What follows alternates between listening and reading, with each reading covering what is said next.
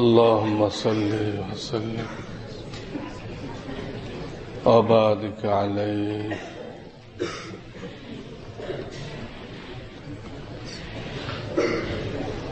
প্রথমে একটা মাসআলা বলতেছি।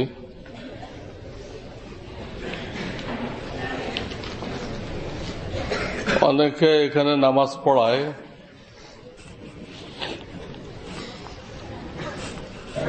কাউকে মাদ্রাসার পক্ষ থেকে দায়িত্ব দেওয়া হয়েছে, তারা না থাকলে অন্য কেউ পড়ায়। তো মাসআলা হলো এই, যারা দায়িত্ব প্রাপ্ত ইমাম, দায়িত্ব প্রাপ্ত ইমাম, তারা তেওয়ালে মুফাসসাল, আওসাতে মুফাসসাল এগুলো আছে না, আকসার সময় এখান থেকে পড়বে, অধিকাংশ সময় এখান থেকে পড়বে। আর কোন সময় সাজ ও নাদের কোরআন শরীফের মাঝখান থেকেও পড়তে পারে। আমার কথা বুঝছো? দায়িত্বপ্রাপ্ত ইমাম যারা, তারা আকসার টাইমে এখান থেকে পড়বে, 12 আনা 14 আনা সময় এখান থেকে পড়বে, আর কোন সময় অন্যখান থেকে পড়বে।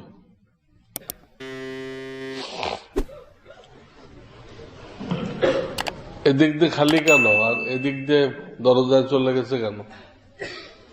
এদিক দিয়ে উঠে কিছু লোক এই পাশে আসো। মজলিসের একটা সৌন্দর্য আছে না, মজলিসের একটা সৌন্দর্য আছে, সব দিক দিয়ে এক বরাবর থাকতে হয়, সব দিক দিয়ে এক বরাবর থাকতে হয়।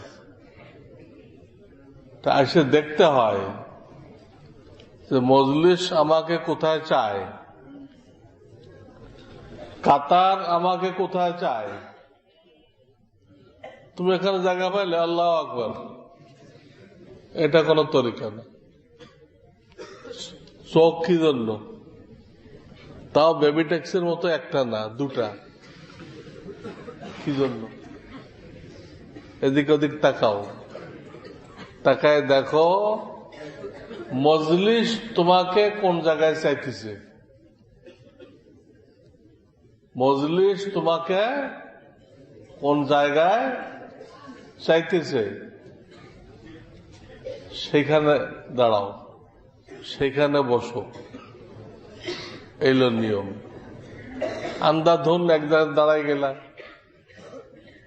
তো বোঝা গেল তোমার ভিতরে ফিকহ নেই, তুমি ফকিহ হইতে পারবে না। তুমি আহলে জাহের, আহলে জাহের বুঝো? দাউদ জাহেরি, দাউদ জাহেরি আহলে জাহের, আহলে হাদিস এরা আহলে জাহের, এরা কোনো গভীর কিছু বুঝে না।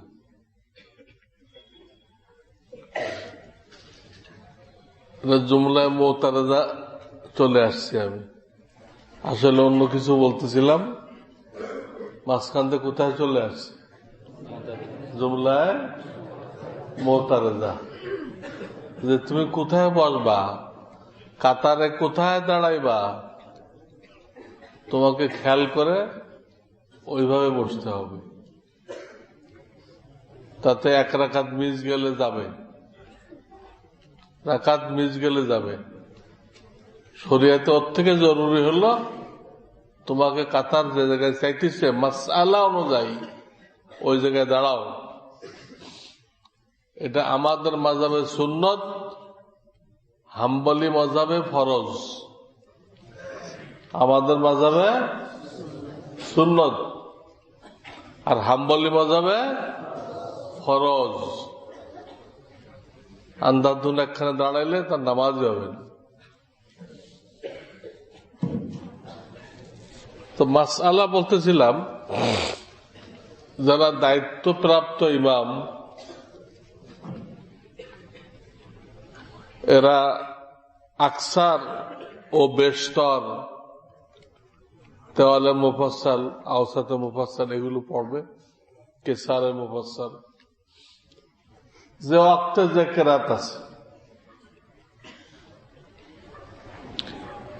আর যারা মাঝে মধ্যে পড়ায় তাকে দায়িত্ব দেওয়া হয় নাই, দায়িত্বশীল নেই, তাই সে দাঁড়াই গেছে। তার জন্য এদিক দিয়ে ওদিক দিয়ে পড়ার অনুমতি নেই। একে বলে গায়ের মুস্তাকিল ইমাম। আর যে দায়িত্বপ্রাপ্ত তাকে বলে ইমামে রাতেব। ইমামে রাতেব, যে রাতেব না, গায়ের মুস্তাকিল,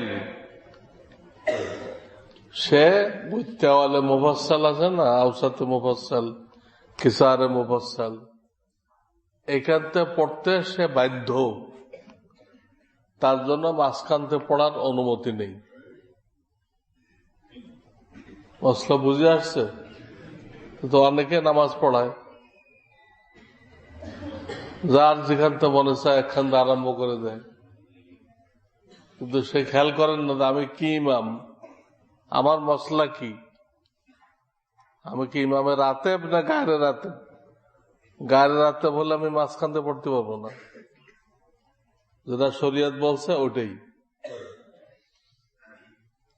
পুরা কোরআন থেকে তারাবিতে পড়তে কইছে, অক্তিয়াতে পড়তে বলে না। কোরআনে অনেক আহকামাত আছে, আহকামাত নামাজে পড়তে বলে নাই।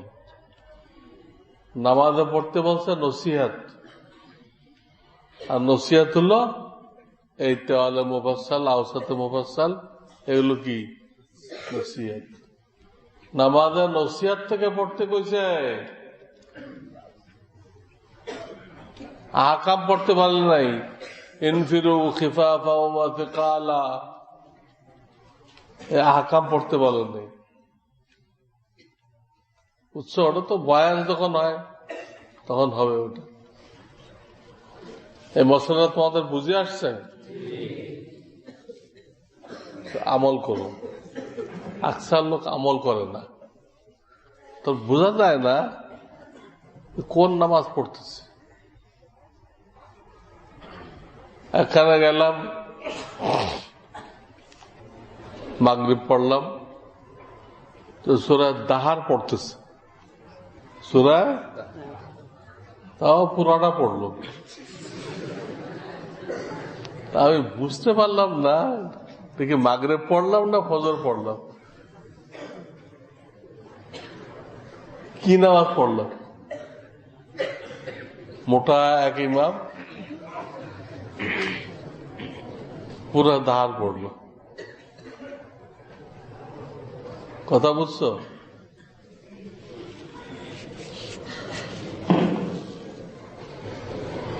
আর একখানে গেলাম, উনি মাগরিবে পড়লো 3 আর 3 জাইতুন। 3 কি মাগরিবের কেরাত না ইশার কেরাত? উনি এটা মাগরিবে পড়তেছে। আকসার মৌলবীদের হাল, কোন নামাজে কি পড়তে বলা হয়েছে কিচ্ছু জানে না, সুন্নতের কোন আলোচনাই নেই। অধিকাংশ মাদ্রাসাগুলো সুন্নতের আলোচনা থেকে খালি, কিন্তু কিতাব পড়াই দিচ্ছে, হাজার হাজার ফারেক করে দিচ্ছে, 2 রাকাত নামাজ পড়াইতে পারে না। হাজার হাজার ছাত্র ফারেক করে দিচ্ছে, তো এই বকরির পাল দিয়ে কি হবে? যে 2 রাকাত নামাজ সুন্নত তরিকে পড়াইতে পারে না, ফারেক করে দিল, আর 10টার ফজিলাত মাথায় বাইন্ধে দিল, এদের নিয়ে যান, এদের মধ্যে ফজিলাত এসে গেছে। কি ফজিলাত আসছে?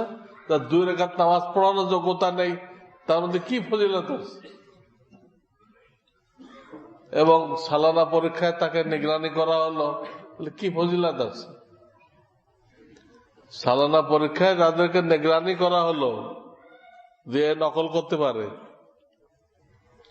তাই নিগরানি করা হয়েছে, তাই ওই ছাত্রের উপরে উস্তাদের ভরসা নেই।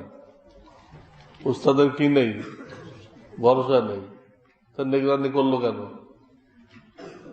ভরসা যখন নেই তাহলে মাহফিলে পাগড়ি দিয়ে জনগণকে ধোকা দেওয়া হলো কেন?